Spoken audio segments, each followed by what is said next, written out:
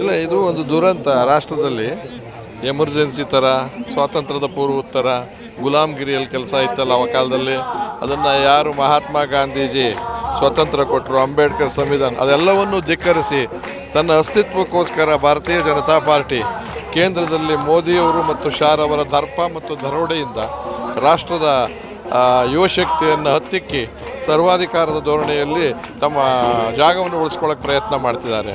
ಅವರಿಗೆ ಇವತ್ತಿನ ದಿವಸ ಮನುಷ್ಯರ ಜೀವದ ಬಗ್ಗೆ ಪ್ರಯೋಜನ ಇಲ್ಲ. ಹುಡುಗರು ಸಾಯ್ತಾ ಇದ್ದಾರೆ, ಲಾಠಿ ಚಾರ್ಜ್ ಮಾಡಿಸಿ. ಆಮೇಲೆ ಹೋರಾಟಕ್ಕೆ ಕೂತಂಥವ್ರನ್ನ ಯಾರು ಈಗ ರಾಮ ಮಂದಿರದಲ್ಲಿ ಯಾರು ಲೂಟಿ ಮಾಡಿದ್ರು ಅವ್ರನ್ನ ಒದ್ದು ಲಾಠಿ ಹೊಡೆದು ಒಳಗೆ ಹಾಕೋದು ಬಿಟ್ಟು, ಇಲ್ಲಿ ಹೋರಾಟ ನ್ಯಾಯಕ್ಕೆ ಕೂತಿರೋರ ಬಗ್ಗೆ ಇಷ್ಟೊಂದು ಗಂಭೀರವಾಗಿ ಅವ್ರು ಚಿಂತನೆ ಮಾಡಿ ಇದನ್ನು ಬೇರೆ ಅನ್ಯಾಯ ಮಾರ್ಗದಲ್ಲಿ ಅದನ್ನು ಹತ್ತಿಕ್ಕಕ್ಕೆ ಪ್ರಯತ್ನ ಮಾಡ್ತಿದ್ದಾರೆ. ಅದನ್ನು ಧಿಕ್ಕರಿಸ್ತೀನಿ, ಖಂಡಿಸ್ತೀನಿ. ನಾನು ಪಕ್ಷಭೇದ ಬರೆದು ಮಾಡಿರ್ತಕ್ಕಂಥದ್ದು. ಯುವ ಶಕ್ತಿಗೆ ಬೆಂಬಲ ಕೊಡಬೇಕು.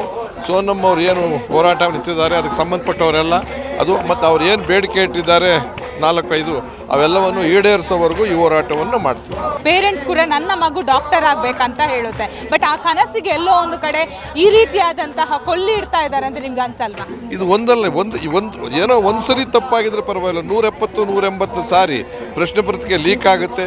ಆ ಮಂತ್ರಿ ಬಗ್ಗೆ ಕನಿಕರ ಇದೆ ಅವರಿಗೆ, ಅವ್ರನ್ನ ಉಳಿಸ್ಕೊಳ್ಳೋಕ್ಕೋಸ್ಕರ ಅರಾಜಕತೆ ಉಂಟಾದರೂ ಪರವಾಗಿಲ್ಲ, ಅದನ್ನು ಉದ್ದಟತನ ತೋರಿಸ್ತಾ ಇದ್ದಾರೆ ಅಂತಂದಿಗೆ ಬಿಡಬೇಕು. ಮನುಷ್ಯತ್ವ ಬರಬೇಕು. ರಾಜಿಯಾಗಿ ಕೂತು ಚರ್ಚೆ ಮಾಡಿ ಎಲ್ಲಿ ತಪ್ಪಾಗಿದೆ, ಯಾಕೆ ತಪ್ಪಾಗಿದೆ, ಅವರಿಗೆ ಕಠಿಣವಾದ ತೀರ್ಮಾನ ಕೊಟ್ಟು ಮುಂದಿನ ದಿನಗಳಲ್ಲಿ ಯಾವುದೇ ವಿದ್ಯಾರ್ಥಿಗಳಿಗೂ ಅನ್ಯಾಯ ಆಗದಂಗೆ ನೋಡ್ಕೋಬೇಕು.